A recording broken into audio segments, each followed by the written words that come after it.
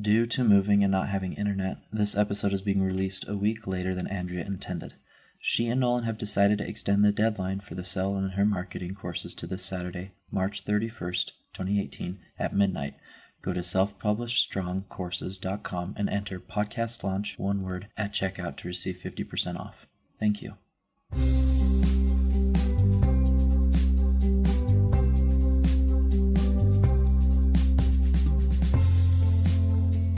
Hi everyone, welcome to the Self-Published Strong podcast. I'm your host, Andrea Pearson, and I'm joined today by my husband. Hi, I'm Nolan. Today we are going to devote this entire podcast to marketing. We'll talk about our backgrounds, the mistakes we've made, what we're focusing on right now, and just give general marketing advice and tips. This podcast will probably be going live in a couple of days, this episode, on Wednesday. We're recording on Saturday the 17th. Happy St. Patrick's Day. Oh yes, happy St. Patrick's Day. I've got a little bit of green on me, and my husband isn't wearing any green at all. I was. Thank you. And he's grabbing his green shirt. Yes, there was green in your shirt. Thank you. But you're not wearing it around me. No, do I need to? I'm supposed to pinch you. Need I fear your pinch? I don't know. Wow. I don't think he needs. I don't like St. Patrick's Day. Okay, so do you want to? Let's see. I'm going to have Nolan give the quote this time, and he can give his thoughts first on it. Complaining isn't a strategy. Jeff Bezos, American entrepreneur, and the guy we make most of our money from and are dependent on. For everything. So what do you think about his quote? I think that's good. I mean, obviously complaining isn't a problem, but identifying problems is important. Yeah. So, I mean, I obviously agree with him, but I don't think people take enough time to consider what's really a problem and what isn't, I guess. So they complain about things that they can't change, but then they also complain about things that they could change and stop complaining about it. Yes. So I guess the act of complaining isn't, but I think it's important to identify things that bother you. Yeah, I agree with that. And by the way, his name, Nolan did pronounce it right correctly. It is Bezos or Bezos. The Spanish pronunciation is Bezos, but the American pronunciation, which is a mangled version of the Spanish, is Bezos. So I hear a lot of people saying Bezos and Bezos. None of those are correct. It's Bezos. So anyway, so my thoughts on that is that marketing is difficult. None of our listeners need us to tell them that marketing is hard. But one thing that you'll notice about successful people is the vast majority of them don't spend their time complaining. Basically, all of the successful people I know are optimistic. So the goal with this podcast, we want to be optimistic and we want to be upbeat and remind people that it is possible to be successful authors regardless of your circumstances. So we want to change how we view marketing and how we think about ourselves as marketers. So this is something that you can do. Pessimists give up and throw in the towel, and optimists know and recognize mistakes. Then they learn and continue pushing forward. And I've got a fantastic way to change your thinking, which thereby increases your success and your productivity, in my free course at selfpublishedstrong.com. And since I started using it, it's called Affirmations, but I don't do it anymore because I've already reaped the benefits, but I used this tip for several months. I don't know, how long would you say? It was for at least 2 months before we moved here, and then for about a month after we lived here, and it really, really helped, and a lot of my productivity is tied back to when I started doing that little tip in that course on selfpublishedstrong.com, and it's free, so go and grab that copy, go and grab your copy of it. Your copy of this digital thing that... Get access to the thing? Yes, get access to the thing. Our tip for the day is the 5th email in your automation sequence. And this is the basic automation sequence that I've built all of my automation sequences on ever since. And my course automation sequences is still on discount. All of them are actually 50% off until Saturday night, which is a week from today, Saturday the 24th. March 2018 at midnight. And you can get them for 50% off using podcast launch, one word, uppercase, as your coupon code at checkout. And that's on selfpublishedstrongcourses.com. Anyway, so I go into great detail in that course on how to use this automation sequence regardless of what position you're in. If you have one book, if you have multiple series, and all of that. Anyway, so the 5th email, you send it 7 days after the 4th email. And the content in it is you invite people to your street team. And you basically want to tell them how much you appreciate your readers and want to give back to them. Make it about them and not about what you get out of the street team. So don't say, don't be like, hey, I need reviews and I need you to give me reviews. So come join my street team so you can give reviews. You want to talk to them and tell them about what they're going to get out of it. So they get your free books from you for life in exchange for an honest review. And I do specific giveaways for my street team. In fact, right now I've got a Kindle Fire giveaway going on that expires tonight. And it's just my way of thanking my super fans. And it's, it works really, really well. They really appreciate it. Anyway, so that's the 5th email. And like I said, it comes 7 days after the 4th email. So let's get into the marketing podcast episode.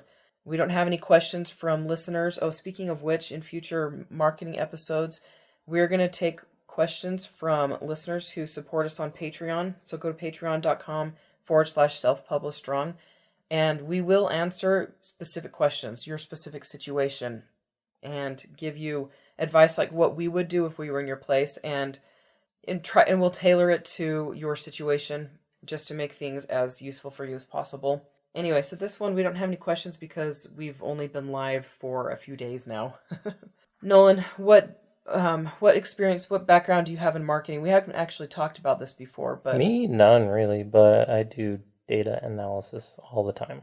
At where? Work? My job, yes. Yeah, your job. Sometimes I do lots of spreadsheet things, and marketing is a lot of spreadsheet things. Yeah, it really is. I mean, data guy, right? Yeah. He uses spreadsheets, right? Or, yeah, programs that crunch data from big blocks of data. Yeah. What are those called? I can't think. Machine learning. Yeah, all that stuff, but yeah. Yeah, from Amazon and all that. Yeah, so Nolan has a mind for data, and so that's been hugely beneficial in our relationship. I've got... Our relationship. In our marriage, whatever. But I'll relate. We do have a relationship. I mean, isn't a marriage a relationship? No, totally. It's totally... Now are you going to be all hurt? He's like, no comment. He is smiling, though.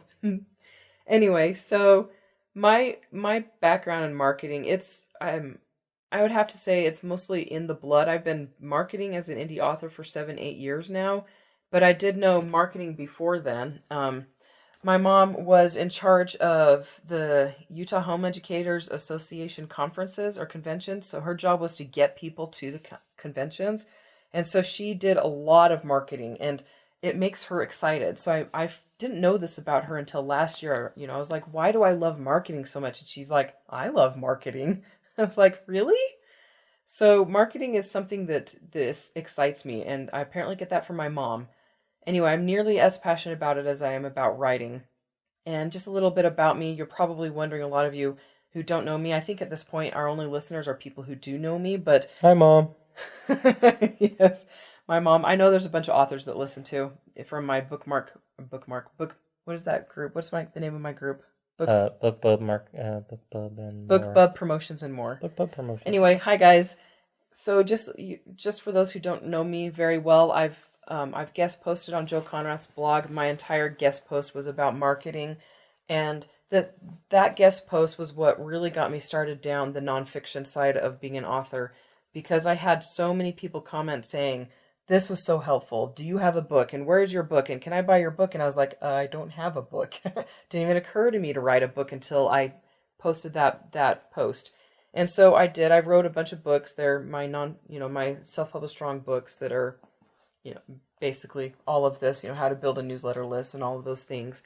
And I've been invited to teach at multiple conferences and podcasts. In fact, by the time a lot of you listen to this won't be pertinent information anymore, but on March 23rd, this coming Friday, the first ever Utah, I think it's called the Book Marketing Symposium, Utah's Book Marketing Symposium is happening in the Viridian Event Center, and I will be doing a presentation on automation sequences that will go in much more in depth from what we've actually covered here. And I'm really stuttering a lot right now. I apologize to everybody. It's been a rough last few days. Not just because of the house, but there's been a lot of stuff going on right now. Our toddler is sick yet again. He's been sick how many times this year so far? At least 3, but he's teething, so... Yeah, we're in March and he's been sick at least 3 times. And this kid is not a gentle, sick person. He is... needy. He is very needy when he's sick. And so we don't get sleep and I don't get anything done. He's very, very touchy. He needs to be comforted by physical touch. And so he's always needing people holding him. I will do my best to ramble through this. But anyway, so yeah, that Utah Book Marketing Symposium is Friday. So come check it out if you hear this in time. I went to a business masterclass put on by Dean Wesley Smith and Christine Catherine Rush in Oregon. And in my introductory email, I admitted to people that I love marketing. So I was like, if you want to talk about marketing, let's hang out. And I didn't actually expect anybody to take me up on that. But the very, very first day, I had several authors approach me saying, hey, what do you know about marketing? And so I answered the questions, and they came back and asked more questions. And I realized that what I have to teach is valuable, that it's something that clicks for me that doesn't click for other people. And I sent an email to the group and said, hey, if anybody wants to talk marketing, hit me up for lunch, breakfast, or dinner, and we'll talk. And after the first 2 days, I never had another meal alone until the end of the conference. And this was a 9-day event. And every single meal was taken up by authors who had marketing questions. And there are questions in between sessions and at the end of the day and before breakfast. And some of them are big name authors with movies and lots of credentials. And they were asking me questions. And it was humbling and thrilling. And Joanna Penn was like, you need to start a podcast and you need to start building your nonfiction brand. And it was just really eye-opening to me that I was like, I can actually help people more than I have been. The conferences are all local that I go to, and I want to be able to teach people what I'm passionate about. And so, this told me I have strengths where others have weaknesses. And it also taught me that it's really easy for me to fall into the marketing rabbit hole and never come out, because despite how much I love marketing, I am a writer and I die if I'm not creating stories. And so basically, to prevent myself from getting sucked into this marketing hole and never writing again, I created my courses, my nonfiction books, and that's why we started this podcast, was so that I can get that itch out of my system, that need to teach and help other people out of my system, while still being a mom, a wife, and an author. Just another little note, not all of my ads take off immediately, and not every marketing campaign works. In fact, in the beginning, pretty much everything we did failed, right? Oh yeah, pretty much. Yeah, we spent a lot of money doing stuff that wasted our time completely. But, we felt like we were doing something, and then we were really depressed and disappointed when nothing happened. Yeah. But now that I know, like, quote unquote, know what I'm doing, I still fail. But the vast majority of our big promotions do bring in an ROI, and promotions that we don't give a half-butt attempt to, they end up working out. Most of them, yeah. And it's that's encouraging. Anyway, so Nolan's right there with me. He hears about pretty much everything that's going on out there when I do, because if you haven't noticed, I'm a talker. And he's totally fine with me experimenting and trying new things, which, by the way, is a big relief. I know that not everybody has supportive spouses. He's been supportive from the very, very start. I actually have an author friend whose husband did not like what she was doing until she got successful enough to buy him a truck. And then he was like, sure, baby, you can do whatever you want. Where's my truck? Yeah, where's your truck? I've been supportive from the beginning. Where's my truck? Anyway. All right. Okay. So like I said, this episode, we're going to be talking about mistakes we've made. We'll lightly touch on promotions that have gone well and what we're currently focusing on. But for future episodes, we'll talk in depth about techniques and methods that other authors are using and whether they've worked for us or not. And like I said, we'll answer listener questions. So if you have any questions, go ahead and support us on patreon.com/self-publish-strong and ask away, and we'll answer yours in the next or a future episode dedicated to marketing.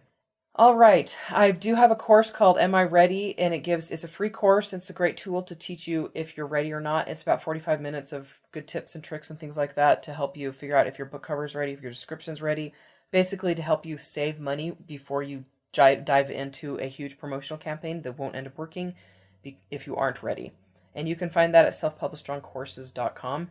Okay, so we tried out Goodreads, Google Ads. Neither of those worked very well for us. I would have to say that Goodreads, even the giveaways, took more time than the benefit we got from them. And then Goodreads, actually, have you heard that they charge like $500 for giveaways now? Who does? Goodreads. No way. Yeah, absolutely ridiculous. So you can give away your book, but they charge you a huge amount of money now. I'm not Stephen King. I can't afford Well, I can afford $500, but still, I'm like, you better give me some money back on that one. Yeah, no kidding. No, yeah, I think that they're trying to gear it to bigger authors and publishers and things like that because it takes out quite a bit of the little indie riffraff. people. Yeah. Anyway, we spent like $750 on Google Ads, and I doubt we got anything back from that. Yeah, it was really not a good experience. No, and you saw the ads. I mean, they put our ads together, and they weren't horrible, but the ad copy I used was really bad because I had no idea what I was doing, and people were probably laughing at them. Yeah, I mean, it was our first ever online any marketing thing. So yeah, and we have actually had BookBub features that haven't done well. You remember the one we did on Ember Gods? Yeah, book 2 didn't do well. Yeah, the problem was book 1 back then, we had thousands of downloads on it, but only like 1% actually read through. And so there was no point in promoting book 2 when the people who got book 1 from BookBub never finished it. And so, of course, they're not going to download book 2, Mm-hmm. And we've done BookBub ads. Do you want to talk a little bit about the ads that we ran? We ran an ad on a book we have in Kindle Unlimited, which I think is not ideal for BookBub ads. Which book was it? Shade Amulet? I can't remember. Yeah. Oh, okay. They're better for wide books, books on other retailers, not just Amazon. Yeah, and this is mostly, we haven't had a whole lot of time to experiment ourselves because we've been focusing on Amazon and Facebook ads so much. Yeah, the audience is much smaller than Facebook. Oh yeah, or Amazon as well. Yeah. Yeah. So my expectations have to be different from what I would consider like. What do you mean I only got like 300 impressions when I'm used to getting like 10,000 impressions on Amazon? Yeah, yeah. In like a couple of days. But I mean, it is very targeted. I like their system, very easy to use. Their data is very good. Yes, it's like I look at it and I cry when I see Amazon's. Yeah, no, it's very intuitive. It's nice. I like it. So I want to get into it more. I just haven't had the opportunity. I'm too busy trying to juggle. Well, jungle too. There's lots going on in the jungle. There is lots going on. Amazon ads. On top of your full-time job, on top of moving, on top of 2 kids. And... Yeah, I want to try it with a book we have wide. Mm-hmm. The box set would be ideal. Exactly. Once we tackle that. So like now that I've done it, I realized that the book I was using wasn't the most ideal one to target or to use for that. Yeah. So when I do get the opportunity, I'm going to try something different. The thing I don't like about their ads is they're tiny. Yeah, they are. There's not a lot of real estate. There's not a lot of real estate. And you don't have any text areas. You just put it on the image. Yeah, and that complicates things. That's probably. I mean, I understand they don't want them to be intrusive, and I agree that. I mean, intrusive ads don't work anyway. People don't want to see that. Yeah. But it is challenging to make something. It's also. I mean, it's good too because sometimes ad copy is what stops people from clicking, and so if you just have an image, you just. But then again, you do have ad copy because you have to put ad copy. You have to say how much it is and where it's available, and like you can. I mean. That's what everyone does, and just cramming, being that efficient, and then still having something that is compositionally pleasing to look at can be quite the challenge. So I'd say the biggest challenge of that is just getting started with the image you want to use. Yeah. After that, I mean, how the interface works, making ads, copying ads. Amazon, listen to me. Copy the crap out of BookBub ads, please. How they build stuff. My goodness. They're quite good. They seem to know, they want authors to use their system. Yeah, and Amazon does not want you to use their system. I'm not convinced that they do, honestly. They think they want you to, it's a money maker, so they make it confusing. And I feel like they did that on purpose, because BookBub had they had less money to work with probably. They're not as big a company as Amazon, and so, but they made an interface that is user-friendly, It's super user-friendly. It's really good. There are a few tricks which we can get into later about, I think it's not a trick, but, just finding the lists of, like, people you want to target. Amazon takes days or even weeks. Yes, they say 3 days on their webpage for Amazon. Not true. Utter lie. Yes. It can be ? Period of time. So we'll get into Amazon ads. Yeah.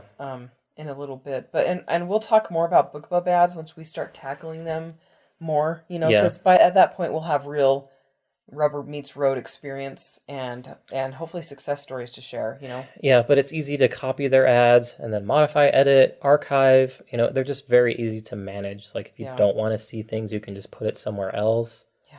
Amazon's are in a giant list. Like Ugh. I've literally made, You know, Facebook is that way too. Facebook, they're all in a giant list, and I hate that. it's insane. I've literally I've made hundreds of ads, and there's just like a million different pages of ads in a giant list, and it's impossible to keep them straight and sorted the way I would like. Yeah. Anyway, we're not talking about Amazon ads yet, so. Okay, so I'm going to go on to Facebook ads, not my current experience, but just basically the mistakes that we've made and what hasn't worked for us. So my ads in the past, the ones that did not work, were ones that would have, you know, bad ad copy, random images. So I found one of my old ads just to give an example for this episode. It's got, do you remember that? It's kind of got the yellow leaf on the ground and then the creepy forest and the sky. It's a really awesome picture, right? But it doesn't tell people anything about the story.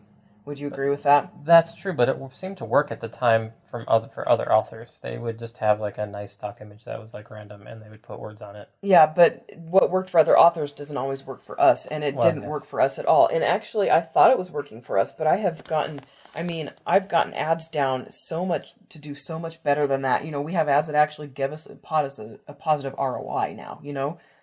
Even directly off that. The one book you're selling, not even just the series, yeah. Not just a sell-through, which was what we were doing before, you know. And so, anyway, so I'll read the ad copy. It said, "Magic can be deadly, ... The exclusive 5-book fantasy series now available for a limited time. Click below to get your copy." So that was what the ad copy said. And then in the description for the ad, you know, the headline or whatever, it said, "Most thrilling fantasy series ever?" ? And some of you will recognize that. I actually, back in my brand new beginning days when I took Mark Dawson's course, which I do definitely still recommend, by the way, one of the ads that he was running said most thrilling series ever. And so I was like, well, that works for him. So most thrilling fantasy series ever. And I would say, I mean, my books I've had people tell me they're supernatural thrillers. You know, I've got thriller and horror elements in my books that, you know, so that wouldn't necessarily be misleading, but it's generic, you know? And then the ad copy, it doesn't say anything about my book. Magic can be deadly. Well, yeah, of course magic can be deadly. Magic, I mean, you know, what's the point of magic if it isn't deadly, you know? And then the exclusive, since when has that box set been exclusive? Never. It's never been exclusive. I don't know why I put exclusive. I don't even remember. Anyway, so the exclusive 5-book fantasy series now available, and then in parentheses, for a limited time. My box set has never been available for a limited time. So it's never been exclusive. It's always been on all retailers, and it's always available. And I think what I was doing was trying to create urgency, you know, for a limited time. But here's the problem. It's gimmicky. And if it's not true, I really have a hard time putting something in an ad that isn't true, you know?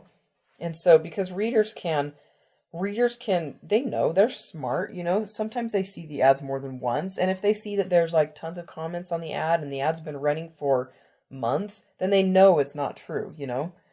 Anyway, so my ad copy now is much better. I experiment between a whole ton of things. I've used... So Facebook is really good for A/B testing now, since you brought up testing. Yeah, Facebook is great for A/B testing, and I actually talk about it quite a bit in my Am I Ready course. So if you want to learn how to A/B test and... What is A/B testing? A/B testing is, so basically you'll have 2 examples and you're trying to figure out which is the best one. Use Facebook ads for A/B testing. And you run 2 ads, you change one thing. Yeah. And you see if that one thing, if people like it better on one side or the other. Exactly. So anyway, so other things about Facebook ads or Facebook in general that don't work or haven't worked for me, I'm going to say group events. So parties and book launches. How much time do you think people spend on those, and how much do you think they get out of them? I don't think they get anything. I think it's a time suck. Yeah, I would agree. A lot of readers, I do know that some in the past, some romance authors especially, or nonfiction authors have had very, very successful Facebook parties or book launches. But the amount of time people put into them, and readers are burned out on them. And so I just don't think that they are worth the time that you put into them. And I don't think they're worth the money to hire somebody to do it for you. I think you're better off writing your next book. Yeah, no kidding. I agree with that. And then also, this was something I used to really, I was gung-ho about this. If you post on your wall every single day, more people are likely to see your posts, right? Because of the way Facebook's algorithms work. If you're active, then more people see what you're posting about. So my theory was if I post every day and if I post about a lot of things regularly, then more people will see my book posts, which is true. However, I haven't posted daily or even weekly in months, and we make a lot more now than we did when I was posting every single day. And because the amount of time I put into posting, I'd have to read people's responses, and I'd have to comment, and it'd draw me down into multiple rabbit holes where I was just spending time on social media that was better spent writing a book, Yeah. or coming up with the next marketing plan, or creating a Facebook ad or something, Anyway, and then also along that line, I very, very, very rarely go in my news feed. I don't click on the home button hardly ever, because that's another rabbit hole. I do it when I'm eating lunch. If I want to see what's going on with my friends or family's lives, I'll do it when I'm eating. So I need to take a break from work, just scroll through it. Or if I'm looking for ads from other authors, just to see what other people are doing. Anyway, so that's Facebook. And then Twitter. Twitter is not set up to market for small things. They like big business. Yeah. All of the advertisements I've ever seen on Twitter are for like tech stuff and like business analysis software and stuff like that. Yeah. I've never seen any small scale advertisements. Yeah. And that's just not how they roll. No. They do have the mechanism, so you could do it, but I don't think that their algorithms are set, and their payout system is not set for the small amount of money that you really are selling it. Like a book is like a couple of dollars, and they're trying to sell tens of thousands of dollars of like software support services. Yeah, no kidding. And so like a click matters more to them than it does to us. Yeah. I mean, I guess because like one click, one sell through is like a huge deal. Yeah. And so charging like $100 for a click makes sense. But for you, you're trying to sell like your $2.99 book. Yeah. And your click is like $1, and like 10 people, 1 in like 5 people buy your book. It's just not. It's not reliable. It's not economically feasible. It's not viable. Some people have had some success, but I kind of want to argue with that because some people have claimed they've had success. Yeah, like I would have to say, one of my friends was like, "Oh my gosh, I love Twitter. Every time I post about my book, my rankings on my book go from 900,000 to 300,000." I'm like, so one person bought your book, and you spent 2 hours on that Twitter campaign. I mean, or even no person. I mean, if somebody posted a review, you could get a jump like that, So, I mean, is it really an 80-20 if you're trying to, beef up your books on Twitter? And Twitter studies have proven that people don't click away from Twitter. I mean, they will sometimes to read articles, but they almost never click away to buy.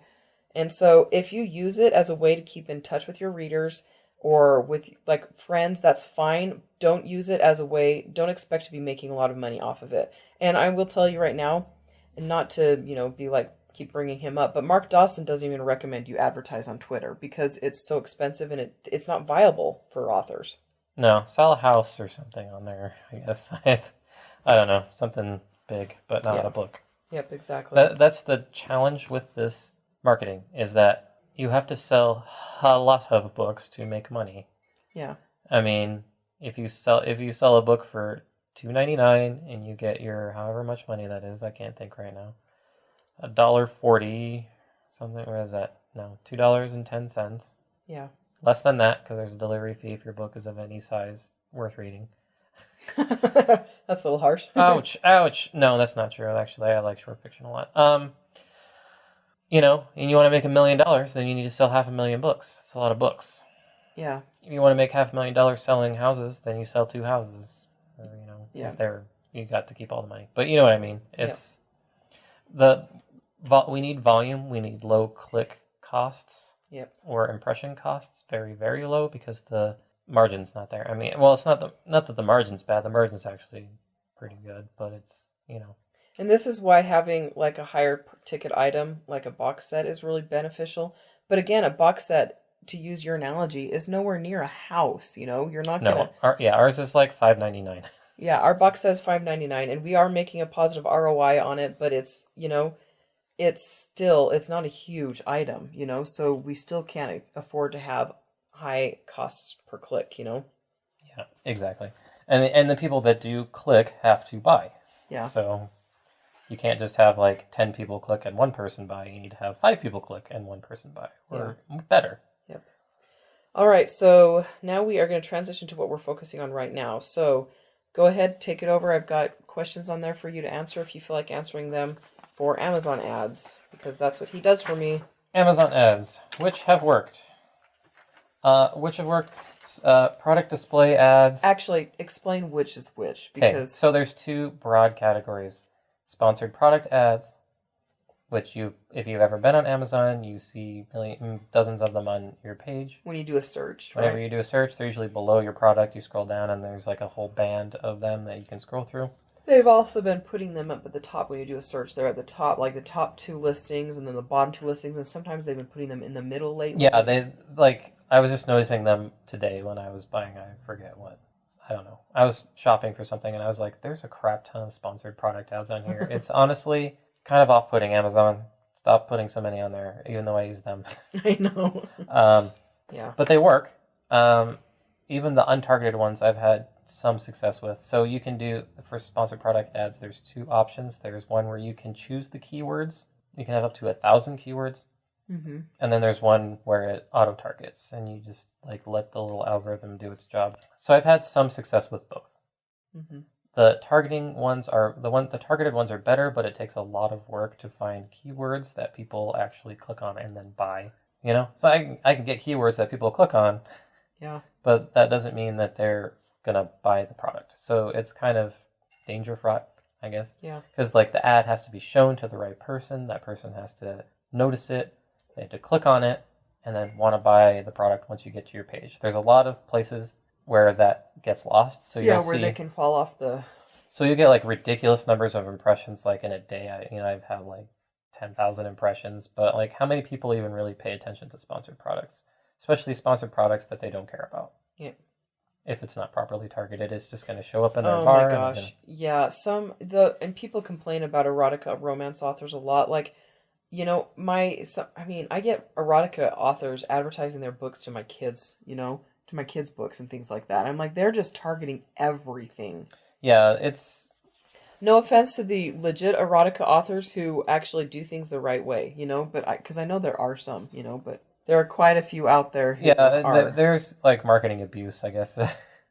Like, it's true. Like, everyone's been approached by salespeople that are pushy. Yeah.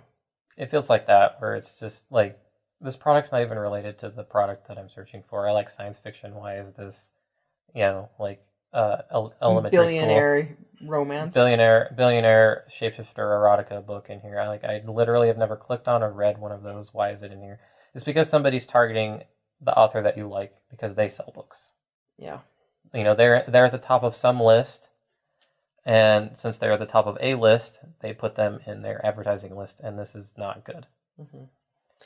Okay, which have worked then, and which haven't worked? So I've gotten the only ones I haven't gotten to work. So that was sponsored product ads. Yeah, I have had some success with both of those. Some it's kind of random. Yeah.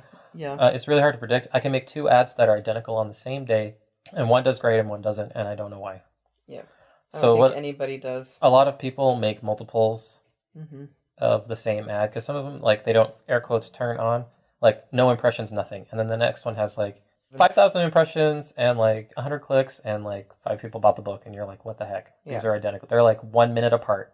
Yeah. I don't even know why. That is probably the most frustrating thing about Amazon ads. Yeah, because it makes it impossible to duplicate. It's very difficult to replicate your success. Yes. Especially with the auto-targeted ads, because you don't control like what's shown to. Because like sometimes it feels like it randomly shows somebody something, and if that random person clicks on it, it sends it down the wrong path Because then it's like shows it to more people like that person, even though that person has nothing to do with your audience. Yeah, exactly. So sometimes you get really good success, and I've gotten like way low click, costs and way good impressions, and then the next one, nothing happens. Yep. It's very frustrating. Keyword targeted ads have done better, but accumulating the data is very difficult to sort. I literally used, in order to get like 55 keywords that worked really well, I started with like 5 or more thousand. Yeah, that's pretty typical for authors. Most of their ads will have 1,000 keywords, and then they have like a set of 10,000 keywords that they're testing out. Yeah, it was. I don't even know how many. I mean, it was at least. I split the alphabet up, and I think into at least 5, and then I did some other. So yeah, it's good for our listeners to know that Amazon. I mean, if you do a sponsored product ad, it's better to have thousands of keywords, because Amazon will push that. This is the theory. Amazon will push that ad more than ones that have less keywords, but they won't push all of the keywords. Right. So, like, what's happened is I have 1,000 keywords in there, but they're not all distributed evenly. Like, one guy will get like all the clicks, and then all the other ones get nothing. So I remove that or one. no impressions. No impressions. I mean, so I turn that one off to like let the other ones breathe. Yeah. Especially if one isn't selling. Oh, you're right. Okay, so if they get all the impressions and we get no clicks and no sales, like the Amazon cost. Okay, so the ACOS is a useless statistic and you should almost completely ignore. Yeah, because especially since like we've noticed that our ACOS score won't even show up until like 6 weeks after we stop an ad. Not 6 weeks, but a week at least 2. Yeah, it's not good because they say sales should show up within 3 days. Yeah. And I've had ads turned off for like a week, and then finally it shows a positive ACOS, and I'm like, what the heck, man? And what's a positive ACOS? Anything less than. So it makes it sound like it's such a deceptive statistic. It's really not a good statistic. So if it's the percentage of how much you spend versus how much you sell, not how much you make, how much you sell. Mm-hmm. So, I spend $2.99 on ads and I sell one book for $2.99, it will give you 100% ACOS. Mm-hmm. You made back 100% of your money. No, you didn't, because you only get 70% royalties minus your delivery fee, so you made less. So 70% is closer to an actual 100%.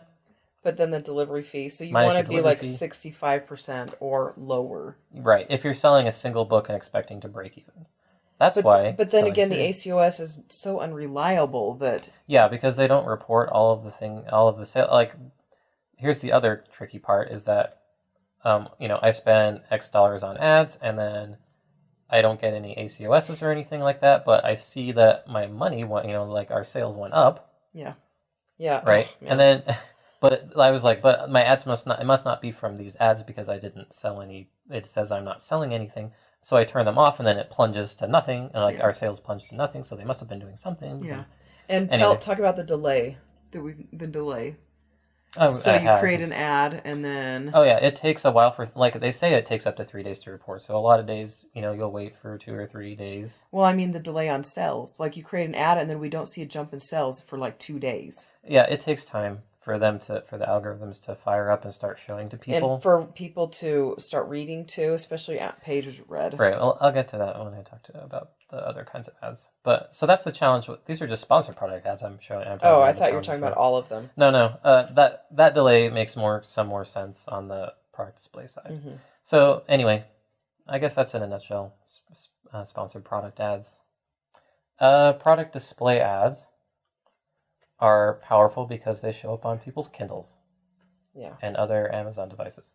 So sponsored product ads only show up on the website, Amazon's actual website, I believe. Yeah, so like if you have a Kindle and you've ever turned it on and you didn't pay to not have ads on it, you'll see some ads probably for books or other Amazon ads that people use on Kindles a lot, like music, I think. That's where those product display ads go. So it's very powerful. You've already narrowed your audience down to people who like to read books on Kindles. And since you're selling your books on Amazon anyway, people that own Kindles probably read more than people that don't have Kindles. And there's a higher chance that they are Kindle Unlimited subscribers, so you can go for page reads. So they can be very powerful if you can get people to click on the darn things or to get them to display without costing $1 billion. So they tend... Or just to display it all. Just to display it all, yeah. So there's a couple different ways you can have product display ads. There's product display interest and product display product. Under product display product, there's two categories. One is targeting categories and one is targeting specific products. So I haven't gotten those ones to work because it's weird. Yeah, the system is so complicated. Like, why do they give you so many options for ads and then make it? I just think they're... Yeah, so you can do a product display interest. So you're saying like, I want to target sci-fi books, right? But then you can also choose a product and target related products or target related categories to that product, which seems like the same thing to me. Yeah. But whatever. I've tried to experiment with some of those. I've had some limited success. I've sold some books and spent a bunch of money, but if you consider that a success, then I've had a lot of success. So when we first started doing Amazon ads, how much money did you spend when we first started advertising Forsaken Prince? Oh, like $400 accidentally. In like 1 or 2 days, right? 1 or 2 days, yeah. Yeah, it was great times. Well, I spent like $500 on Facebook ads before I realized that the book cover sucked. Yeah, so part of the advantage of sponsored product ads is you can set a daily limit. So you can say like, I want to spend $1 a day, which is really good because Facebook's minimum is $5 a day. Yeah, and Amazon's is so much cheaper. Yeah, so when you want to play around, it's not as deadly to your finances. Yeah. And you can start I've had some success with dollar ads. Yeah. I mean, you want to try and scale them, but I scale by making multiples of them, not by upping their money because of how Amazon is. The disadvantage to product display ads is that you have a budget for the whole thing. So if you say I have a $100 budget, no, they tell you have to spend. Your minimum is $100. Yeah. You can stop at any time, so you don't end up necessarily spending your budget. But the problem is you don't see how much you've spent until like a day or two later. Right, and that's such a huge problem because you don't know how many people are clicking on stuff. You don't know if it's successful or not. Because just because people are clicking on it doesn't mean they're buying. So you can have people click 100 times overnight and nobody bought anything. And you come back and you're like, this ad's not effective. I can get them to click, but I can't get them to buy. Maybe there's something wrong with my page. And then you find out that Amazon will tell you like, oh, by the way, like that ad that you had running yesterday or the day before, you spent this much on it. Yeah, exactly. It's really frustrating. It's super frustrating. So why do we use Amazon ads then if it's so frustrating? Because that's like where people that buy books hang out. And we have had success. Like, yeah, so it's hard to pinpoint the success, but we see a jump in downloads and things like that. Yeah, I mean Facebook, how many people use Facebook for what purposes? Right. I don't know. You don't buy books from I see what you're Facebook. saying. Yeah. They don't sell books. They sell eyeballs, right? Screen time. I mean, not specifically like jars of eyeballs. Amazon sells books. So if you can advertise at a place that sells books, then you've already cut out all the people that don't buy books. I mean, they're at least trying to buy a product if they're on Amazon, right? If you can get them to display on their Kindle, you already know that they read books. They read books that are on Amazon. Yeah. You sell books on Amazon, so you've cut out a lot of people's eyeballs that don't. There I am using like these horrible. You've cut out a lot of people's eyeballs. Why am I doing that? I'm very tired and apparently getting violent, I guess. Anyway, you've cut out a lot of the static, right? All these Facebook random people talking to your grandmother. Hi, grandma. Yeah. And also, I mean, Amazon ads, they're great for people in Kindle Unlimited, and we do have a bunch of books in Kindle Unlimited, and we have seen a significant increase in pages read after we use Amazon ads. Specifically product display ads. Yeah. Because they display on Kindles, and so people can just click on it and start reading right then. Yeah. And it costs them no more money. And I will have to say, like, it really is frustrating. So we'll go back through royalties. We'll notice that our pages read have gone down, and we'll go back through our reports and say, okay, which ads were you running 2 days before this jump in pages read? So he has to go back and he's like, okay, well, these ads. And I'm like, all right, let's do that again, Right, and it doesn't always replicate either, but a lot of the time it does, and things vary a lot because the time of year it is. Yeah. Obviously during the summer we don't make as much as we do during the winter. Yeah. Most authors do not. Yes, it's true. Summer's So a low time for most authors. yeah, so does it make sense to have the same budget on advertising? Probably not. Yeah. I mean, maybe you want to scale down, scale up during the holidays. I mean, so even if you find something that works, that doesn't mean it's going to work every week of every day. Even season to season changes. All right. Okay. So, what are you focusing on? Which books right now of mine are you focusing on, and why? Just so we can tell people what we're doing right now. Okay. So right now, Coven Chronicles, book 1. I usually advertise book 1s or box sets with a book 1 in them. Getting people into the beginning of a series, any series, Yeah. so they can just find your work, right? Right now, we just had a big BookBub promotion on our box set for the Caton Chronicles, which is a 10-book series. Mosaic Chronicles. Mosaic Chronicles. It hasn't been called Caton in 2 years. Sorry. It used to be called that. Mosaic Chronicles, because getting them to get them started on a 10-book series is golden. Is a big deal. Yeah. And your ACOS, which is a number you shouldn't use, it's more forgiving. You can spend more, because you're not just selling a single book, you're selling the possibility of a 10-book series. Yeah. So you don't have to worry as much about how much, because once you get one person in, then you make quite a bit on them. If your read through rate is good, which ours is. Yeah. So it took a long time to, get to that point. Yep, it did. With like changing covers and descriptions and things like that, and stuff like that. Just learning the craft in general. But so the chances of somebody going from book 1 to book 2 is quite high. Like 70% or something like that. And like 90+% of people once they make that jump from book 1 to book 2, it's like a over 90% chance that they'll go through everything to the next else. book. Yeah. Yeah. So getting them, book 1 is hard, and then after that, it's kind of, the book is on it. The book sells itself. I guess book 2 gets sold from book 1. Yeah. So if they like it enough, well, we kind of skipped and we sold 5 books at once with the box set. Yeah. And it's slightly pricier than other books, $5.99, than a single book. It's actually really inexpensive as a box set. Yeah. But if they're willing to put down $5.99 on a series they haven't read and get 5 books and read 5 books, yeah, the chances of them reading 5 more in that same series are pretty high. Extremely high, yes. Yep. So we can afford to have higher click costs. And it's interesting because my Facebook ad for the box set does the best out of all of my Facebook ads. So I spend less and get more. Which is amazing. It is.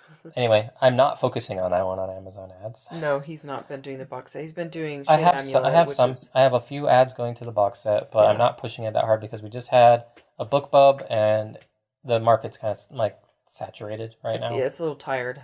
Yeah, and that happens. You exhaust your audience and then you take a break and move on to the next one.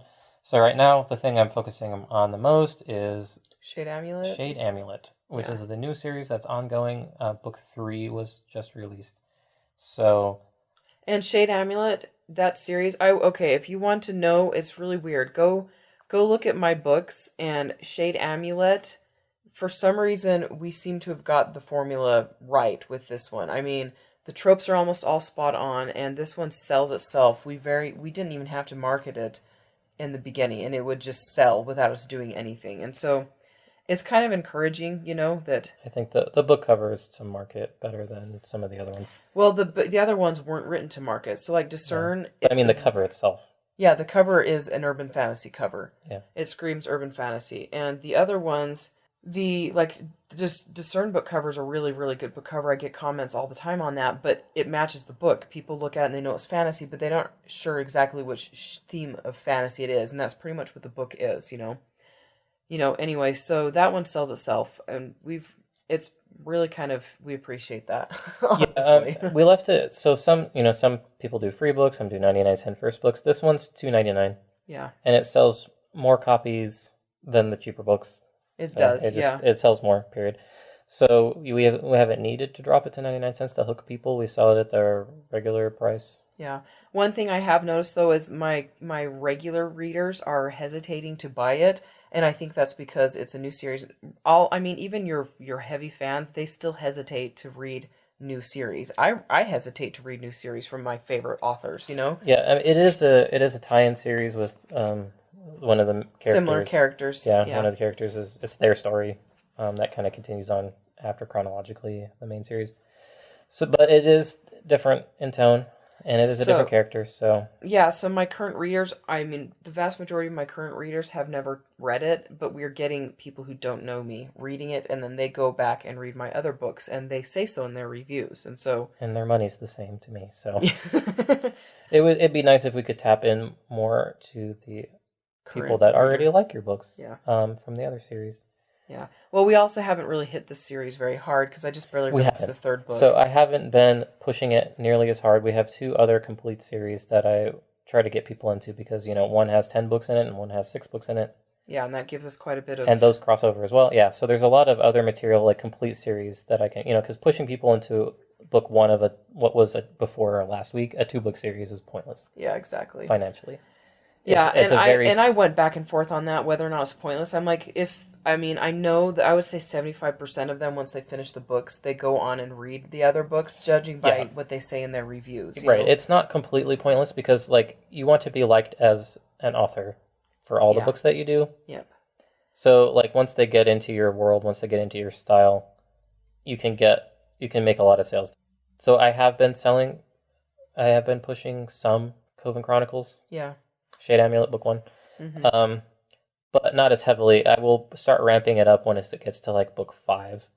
Yeah, then Amazon really ads will make more financial sense to start pushing. Because I just want to keep a constant stream of people to keep your position, keep your sales. You don't want to drop out. Yeah. In between releases. Yeah. So you definitely should do it, but obviously when there's a book release is when I push things harder for the series. That the even just the book 1, not even the specific book, just that. Yeah, in our plan with these books, I haven't even submitted this book to BookBub. I haven't submitted Forsaken Prince to BookBub, even though it's the first of a 6-book series. It's because I want them to have a little bit more time to mature. Because Discern's got 465 reviews, and I submit it and they accept it. And it's because it's got a 10-book series. And I don't submit Discern anymore because now I've submitted the box set at free. They're never going to accept Discern at free now that I've given them the box set at free, Yeah, it's hard to top. It is. It's really hard to top, and I won't be submitting that box set to them again for free, probably for another year, maybe even a year and a half, just because I don't want to oversaturate the market. And BookBub's readers, they fluctuate, but I don't think they fluctuate fast enough for it to be as effective. It's not like Amazon where it's there's the numbers are so huge that 10,000 impressions is a drop in the bucket. Exactly. And a lot of those people aren't even looking for your book anyway. So, yeah. Yeah, and so Shade Amulet, my plan is with our marketing plan, Forsake is the next book that we're going to be pushing. Forsake is part of the 10-book series, but it's a new entry point into the series. And so I've got a big promotion coming up on that one in the beginning of April. It's still in Kindle Unlimited. On April 14th, it leaves Kindle Unlimited. And I'm getting my readers to leave reviews. Once it has about 100 reviews, it's at 53 right now. I've gotten about 15 in the last week or so. Once it's at 100 reviews and it's wide, I will be submitting it to BookBub as probably a free book, most likely a free book. Yeah, that's a good idea. Because it's a prequel to book 0, if you want to. It is. It's a stand on its own novel. You can read it without having to read the rest of the series. It's a full story. It is a prequel novel because it does take place before the main series, but you can read it at any point in the main series, and it definitely adds to the story and is a full story on its own. Anyway, and then Forsaken Prince, that whole series is in Kindle Unlimited right now. We're going to be pulling it out of Kindle Unlimited at the end of April because that'll be the 6-month period, at which point we'll make it wide, and then I'll start working towards applying for BookBubs once I have enough reviews on it. Again, I don't like submitting until I have about 100 reviews on my books. Anyway, so the Forsaken... and this was a relaunch, so we started back at 0. Yeah, we did. The first book, which you can still see on Amazon, it's called The Key of Kalenia, and we had almost 200 reviews on it when I decided that I wanted to. We had 200 on it. We had over 500 reviews on the series all combined, and we decided to relaunch it. We'll actually talk about that in a future marketing podcast, I think, why we did that and everything. But it sells really, really well now, and the pages read have dropped enough where I'm thinking that we're going to be pulling it and putting that wide, like I said, end of April, so that we can start building. Yeah, Amazon pushes things that are happening. So like that series is completed, And we haven't released anything into it, and we since can't because November. it's completed. Yeah. Because we released them all at once. Yep. And so it's just going to Amazon's going to slowly cycle it out for newer releases. Just how the that's how the algorithm works. Yep. So that's why it's good to obviously push your active series, but you don't want to forget about your backlist. But a lot of how your backlist gets sold is from your new series. It is, and then also running promotions through BookBub and other website promoters. Yeah. All right, so I'm going to talk about Facebook ads now, just briefly. Today, I created Facebook lead gen ads. I based them off of a lookalike audience from my newsletter list that I uploaded today, and it's geared to about 1 million people. I turned off the one, by the way, that was at 41 cents per lead, because 41 cents per lead I used to think is magnificent, but now I know I can do better than that. And I don't spend a lot of time with my lead gen ads just because they take more time to set up, and so I don't tweak them as much. But I'm hoping, I've got these 2 ads, and I've got 2 different ad copies in them, and I'm going to compare them and see which one does the best, and then turn off the other one, or turn them both off and create something new entirely.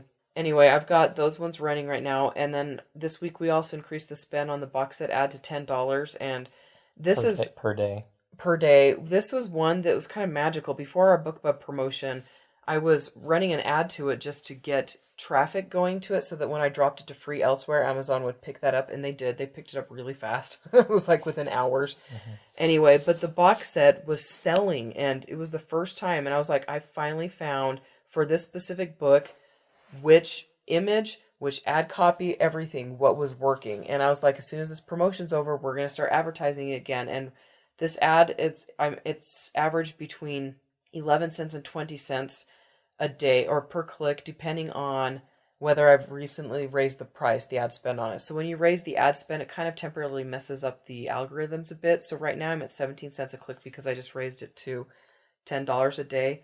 And then it'll gradually drop down as it starts to figure itself out again. Anyway, so that one, we have a positive ROI on that one pretty much from the get-go.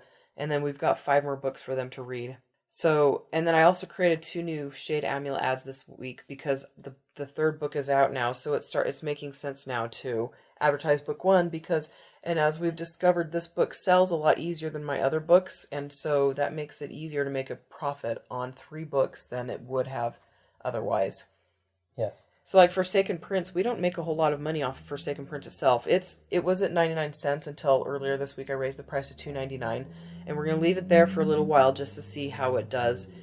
But it's a harder market to target because it's teen epic fantasy, and that's not a popular genre right now. Yeah, it was up in there, some weird categories like teen fantasy royalty. Yeah, no, it's... How many people search for that specifically? I mean, they had enough to have a category, I suppose, but, it was in, like, way up in there. Yeah. And it's like, who cares? Exactly. like you're in the top 10 in a genre nobody buys. Yeah. So, I mean, it has made us a lot of money, especially when we initially re-released it.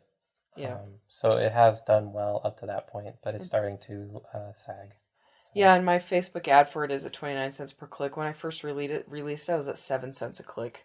So I know that it's cycling itself out, even on Facebook, which means that it's got such a smaller genre, such a smaller target audience, which is again why I'm going to put it wide, and then I'll let it just germinate on the other retailers. I'll aim for a couple promotions with the other retailers, with the Smashwords rep guy and Kobo. And then, like I said, aim for a BookBub promotion, because a BookBub is a great way to rejuvenate a backlist. BookBub is the most powerful advertising. I know, we don't need to tell you. We don't need to tell you guys you want to go get a BookBub. You're aware of if you're listening to this podcast. If you weren't, then now you know anyway. Yeah, no kidding. It raises our monthly income by multiple times. Yeah, multiple times. This last one was really awesome, and it was delayed because it's 5 books. So the month of the BookBub we made I don't. It was the later month that made more. Yeah, it was the next month. Anyway, so how much are you spending per day on Amazon ads right now? About 10, 11, probably more like 11 or 12. Okay. Which during a normal static period is typical. I usually spend about 300 a month, which isn't that crazy high. No. I have gone as high as last month was our best month, right? This year. February, yes, it was. Yeah, and that was February was our best month this year of the whole year. And that was taking advantage of the BookBub high. Yeah. And we can get into that in another episode. What to do like on the tail end of your like before and after BookBub. Yeah, to make it how so to prep that it before works and how better. to take advantage after. Yeah. Because we managed to drag that high out for quite a ways. Yeah, we did. Mm-hmm. But honestly, when you look at our sales graph for the whole year, it's like from BookBub to BookBub and trying to tie them. Keep things floating in between. Yeah. Which I think, and then last year we only launched. I mean, Withhold was our first launch, and that was in July. It was a tough year. It was a really hard year. We've already released more books than last year. Yeah, we've released. Let's Maybe see. Not, but... No, well, at the end of the year, we released Forsake in October, and then we released we relaunched the 6-book series in November. And then I released 4 books in December, 2 under this name, and then 2 under my romance name. And we've released 3 books this year, including my 2 novellas. So, which did sell decently. I was surprised that people actually bought them because they were so weird. Yeah, like weirdly uncategorized. Like teen redneck comedy horror. Yeah. Which was really fun to write.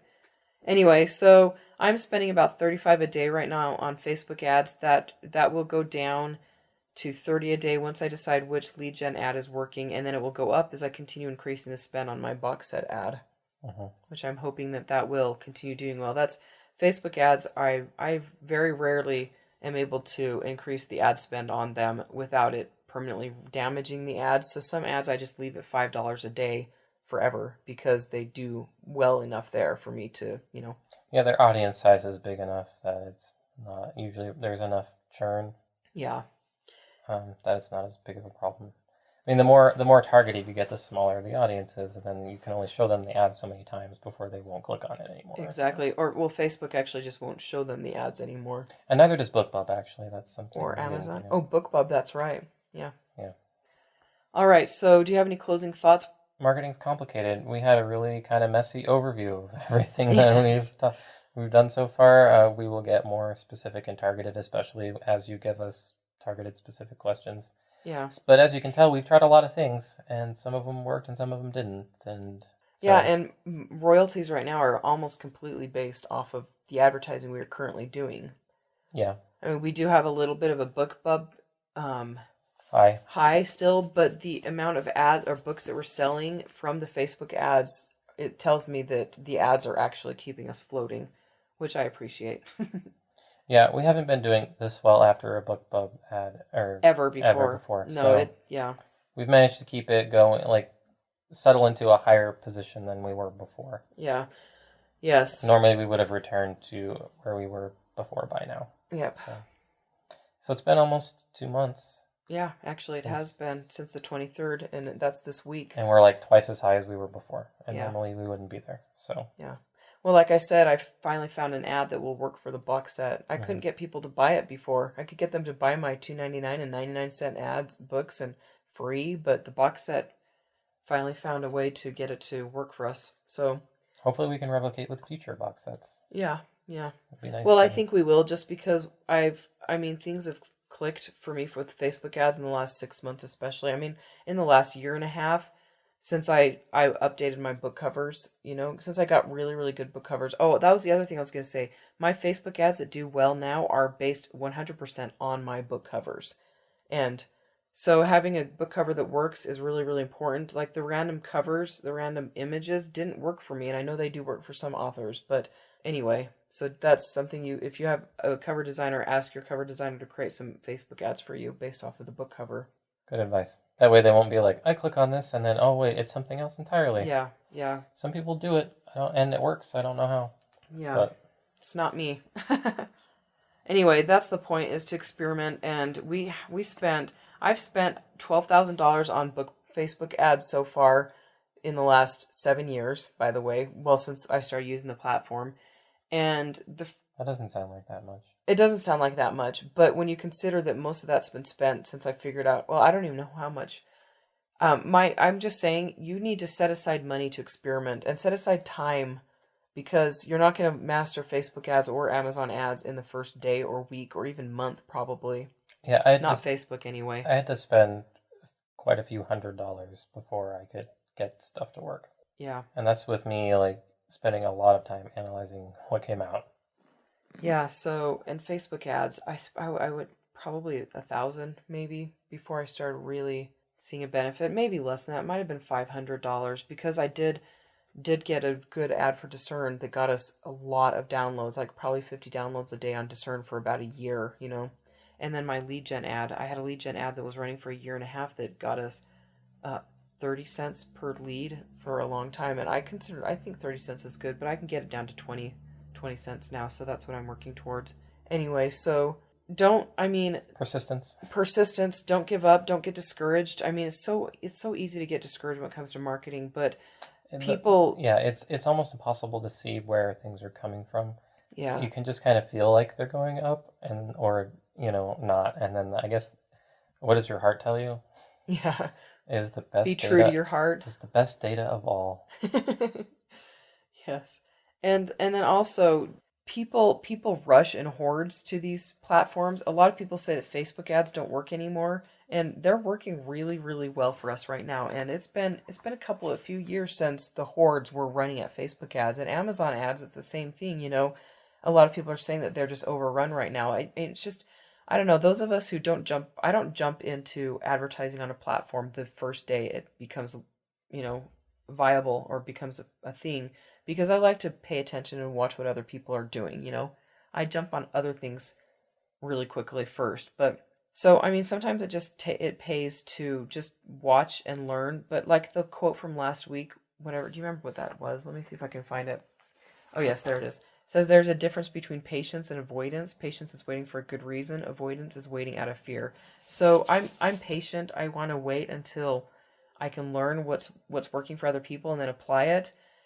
Don't avoid because you're worried of wasting money. You are going to waste money, but yes. But marketing, that's what marketing is. Back in the day before we had the internet, companies would put thousands of dollars towards marketing and they would never know if it did anything or not. Yeah, we still don't know, but we know more than they do. Exactly. I mean, we do get at least some data, even if it's not quite right. And we get a result within days. Before, they would get a result in 6 months, you know? Yeah. They send out flyers, and it would take 6 months before they could actually analyze how well those flyers did. So... It takes months. Yeah. It can take months to finally tailor your ads, and that's not unusual. Yep. Even, was it Mark Dawson? He's like, some people like take my class, and then like 6 months, 9 months later, they're like, hey, I finally got it to work. Yeah, exactly. And that's after they took a class and spent quite a bit of money, which is worth it. It's an excellent course. I've watched them myself. Yeah. Where they were specifically taught like how to do it. Could you imagine how long it would take if they didn't even have a clue, and how much money they would spend? Yeah. I mean, so even when somebody points you in the right direction, it takes months and hundreds of dollars. Yeah. And if you want to make thousands of dollars, tens of thousands of dollars, then you need to advertise. Yeah. And again, don't let that discourage you. I mean, we aren't authors for a day. We're authors for a lifetime. And our goal is to make a career out of this, not to make a hobby. And so if it takes a few months, don't let that discourage you, because you're setting a foundation for a solid career, you know? Yeah, we're trying to adjust your expectations, I guess. A lot of people get discouraged because they want to see results right away and they don't. And it's just a long process. And you're learning a new skill. Yeah, exactly. It's discouraging to hear that too. I know that. It's discouraging for you to hear that we're saying, hey. I've stopped. I've quit. I've turned them all off. And I watched our money plummet. Yeah, and I was crap. They were doing something even though it says there's no data anywhere. But I mean, honestly, the day after I turn them off, our money cuts in half. And it's like, what the heck? Yep, exactly. Maybe not quite that dramatic, but you can watch it dry up as soon as I turn off these ads that don't have any data saying people are clicking on stuff. But obviously they must be. Exactly. And I turn them back on and the money goes back up. And you're just like, why? Yeah. I don't have any COS score. I don't have, clicks. I don't have this, but apparently I do. Yeah. And that's the best test, is if you turn something on and then your money goes up. But it takes time and money, because sometimes you turn something on and nothing happens. And that's how you know it's a bad ad. Yeah, no kidding. So it's difficult. It takes time. It takes money. That's scary. It is, but it's gonna be okay. I feel like that's like a song quote or something. We put the time into it. We make money off of ads. We make more money than we put into it. And we want to help you guys get to that point too. Not necessarily on every ad all the time. No. But we understand. We can, like in Facebook ads, I can tell within a day or two if an ad's going to work, and then the ads that are going to work, I can tell within a week or two if they're going to be really good. Facebook ads, if you can tell they're going to work, you want to let them germinate, because they actually don't start being really productive until they've been running for a couple of weeks, sometimes 3 weeks. Anyway, my voice is starting to give out. Do you have any closing thoughts? No, that was it. I mean, that's pretty much it. That's the point of this. Any reminders for them? Yeah, listen to this messy podcast of all over the place, and you'll see how difficult our road was to get to where we feel like we can actually talk about making money on ads. Yeah, exactly. And don't forget the courses that are on discount. I do talk in my Big Bang Promotions course quite extensively about running promotions, including giving tips on how to increase your chances of getting featured by BookBub. And then I delve deeply into, what makes good, how to know if you're ready. And I do that quite a bit in the free course as well. And then the big course also covers my promotions, the big promotions that we've run in detail, and how to set those up on your own, basically mirroring mine. And then I've got courses on getting subscribers, on increasing your reviews, and then of course the automation sequence course. And I feel like I'm still missing one course. But anyway, so podcast launch, uppercase letters, one word, on selfpublishedstrongcourses.com, expires March 24th at midnight, 2018. And we're going to do Megamind next for the podcast episode. And Megamind is a kid's movie, but I'm going to tell you right now, if you have not watched it as an adult, you need to watch it. It is one of the best movies I've ever seen. I absolutely love it. Yeah, a lot of the problem, you'll see. You'll just see. It's so much fun. A lot of the things we hate about other movies, they actually do properly in this one. Or like, they didn't do this. This character's worrying because this. They actually bothered to give all of the characters an arc. Every main character. I'm like angry at this recorder. I'm like getting like within its. I'm like, don't get too close because I can't edit that down. Characters are interesting and they change over time. Yeah, I was actually thinking about that. And they all have struggles and then overcome them. Even the guy who doesn't need to have struggles has a struggle. Yeah. Like the invincible guy struggles. Yeah, exactly. It's internal, but still. It's wonderful, wonderful, wonderful movie. And then he works on himself and he changes. And it's so funny. It is so funny. So go watch it if you haven't watched it, or don't, and then just enjoy it through us as we talk about it. Okay, so if you have any questions, email me at Andrea@selfpublishedstrong.com, and don't forget to support us on patreon.com/selfpublishedstrong, especially if you have specific questions, specific to you questions. All right, thank you for listening, and we'll talk to you later. Bye. Bye.